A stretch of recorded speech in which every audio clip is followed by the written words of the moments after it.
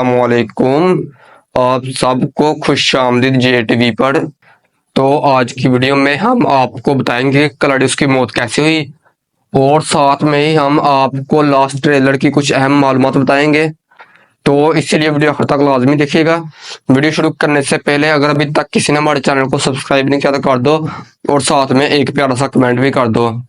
तो पब्लिक का आपको पता चले कि क्लाउडियस ने जब कबीले पर हमला किया था तो क्लाउडियस ने एक बहुत बड़ी फौज के साथ कबीले पर हमला किया था और कबीले का दरवाजा तोड़कर कबीले पर हमला किया था। तो जब क्लाउडियस ने कबीले पर हमला किया तो तब उस्माबे वहां मौजूद नहीं थे, लेकिन जब उस्माबे को पता चलता है कि क्लाउडियस ने कबीले पर हमला कर दिया है तो फिर उस्माबे अपने सिपाहियों के साथ कबीले में आते हैं और वहां पर जंग लड़ते हैं। तो फिर क्लाउडियस को उस जंग में शिकस्त हो जाती है। तो फिर सूफिया और क्लाउडियस फैसला करते हैं कि हम भागेंगे यहाँ से। तो क्लाउडियस और सूफिया किसी तरीके से जान बचाकर के कबीले से भाग जाते हैं, लेकिन फिर उस्माबे और बाला खातून इन्हों के मर जाती है। सूफिया और क्लाउडियस घोड़ों पर होते हैं और फिर उस्माबे बाला खातून इनके पीछे घोड़े धरा देते हैं और फिर उस्माबे क्लाउडियस के तीर मारता है और उस तीर की वजह से क्लाउडियस नीचे गिर जाता है और सूफिया वहां रुकने लगती है। तो क्लाउडियस सूफिया से कहता है कि तुम यहाँ से भाग जाओ, बुरसा के लिए भाग जाओ, मुझे यहाँ अकेले छोड़ दो और तुम भाग जाओ, तुम बुरसा की हिफाजत करोगी। तो सूफिया वहां से भाग जाती है और फिर उस्माबे क्लाउडियस को वहां पर ही पकड़ लेते हैं। तो पहले हमें ये लगता था कि क्लाउडियस और उस्माबे की एक बहुत बड़ी जंग हुई है और उस जंग में क्लाउडियस को शिकस्त हुई है। तो पब्लिक का आपको पता चले कि ऐसा नहीं हुआ। उस्माबे ने जंग से पहले ही क्लाउडियस को शिकस्त दे दी और फिर उस्माबे क्लाउडियस को पकड़ लेते हैं और जंगल में ही इन दोनों की आपस में बहुत ज्यादा लड़ाई भी होती है और जिगत गद्दार जड़ी बूटियों में छुपकर इन दोनों की फाइट देख रहे होते हैं। तो उस्माबे उधर ही क्लाउडियस को शिकस्त दे देते हैं और फिर अपने घोड़े के पीछे घसीट कर कबीले ले जाते हैं और फिर बाला खातून अकेले ही सूफिया के मगर घोड़ा देहरा देती है, क्योंकि सूफिया क्लाउडियस को उधर छोड़कर आप भाग जाती है।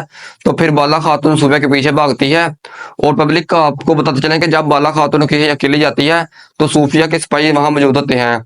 तो सूफिया फिर कहती है कि तुम आज मरोगी बाला, और जब सूफिया इतनी बात कहती है तो उधर ही उस्माबे बाला खातून के पीछे आ जाते हैं। तो वहां पर ही बाला खातून सूफिया को शिकस्त दे देती है और इन दोनों की भी एक बहुत अच्छी फाइट होती है।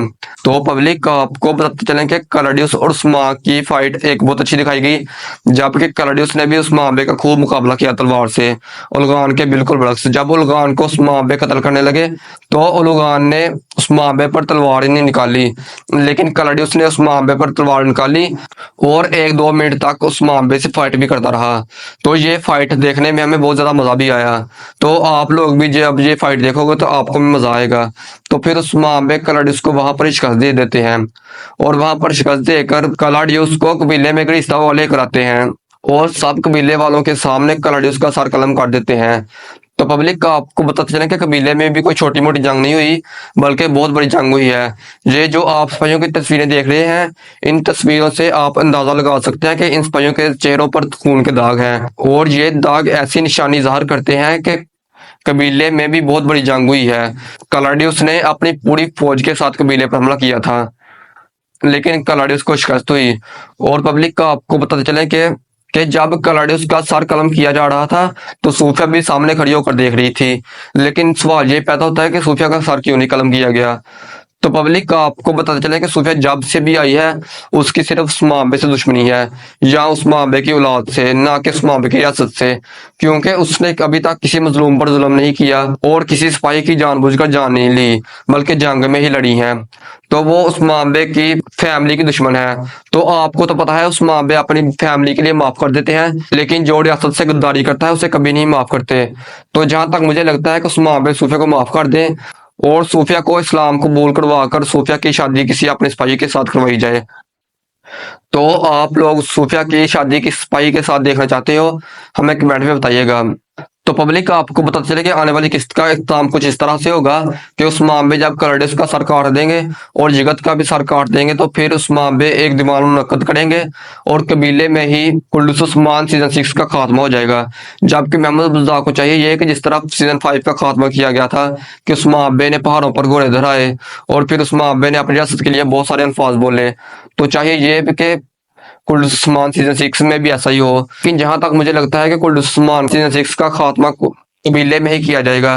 कबीले में उस मामले दीवान मुनक्कद करेंगे और अपनी फतवात का ऐलान करेंगे। तो पब्लिक का आपको बताते चले कि क्लडियुस ने मरते वक्त ये भी कहा है कि उस्मान बाज़ंतीनी लश्कर बहुत ज्यादा आएगा और वो तुम्हें तबाह कर देगा और मेरा बदला लेने के लिए शहनशाह कोई ना कोई कमांडर जरूर भेजेगा। तो आपको बताते चले जैसा कि उस मामले ने अब बुरसा की तरफ रुख करना है। तो तरीक में बुरसा का मुहासरा तकरीबन 10 साल तक रहा था। तो पब्लिक ज़ाहिर सी बात है कि वो कमांडर काफी ताकतवर था और काफी ज़हीन भी था कि जिसने 10 साल तक बुरसा की हिफाजत की। बुरसा का मुहासरा होने के बावजूद भी उसने तकरीबन 10 साल बुरसा की हिफाजत की। तो पब्लिक का आपको पता चले कि मुहासरे का मतलब ये होता है कि ना ही कोई खाने पीने की एशिया अंदर जा सके और ना ही बाहर आ सके। और जब उनके पास सब की सब एशिया खत्म हो जाएगी तो वो कमजोर पड़ जाएंगे या तो फिर खुद ही हथियार डाल देंगे जहाँ के इतने कमजोर हो जाएंगे कि जंग लड़ने के वो काबिल नहीं रहेंगे। तो पब्लिक जैसा कि हमें मोहम्मद फातेह लड़ में कुस्तनतिनिया की फतह एक बहुत मुश्किल तरीन दिखाई गई, तो कुर्दस्तान में भी ऐसा ही है।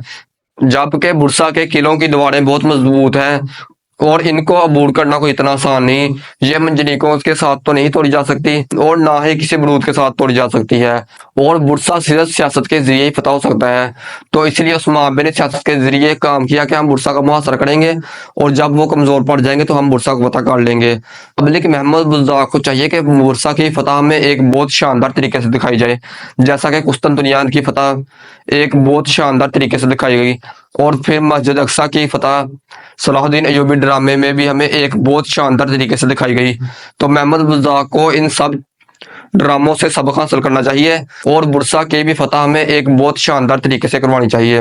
और पब्लिक का आपको बताते चले कि तरीक में बुरसा को फतह बुरहान बे ने किया था और जब बुरहान बे ने बुरसा को फतह करके उस माबे को अगर खुशखबरी सुनाई तो उस माबे दुनिया हयाती से वफात पा गए।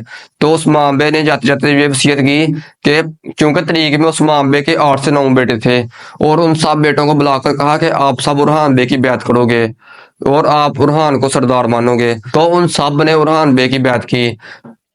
लेकिन ड्रामे में हमें सिर्फ बुरहान का एक ही भाई दिखाया जाता है।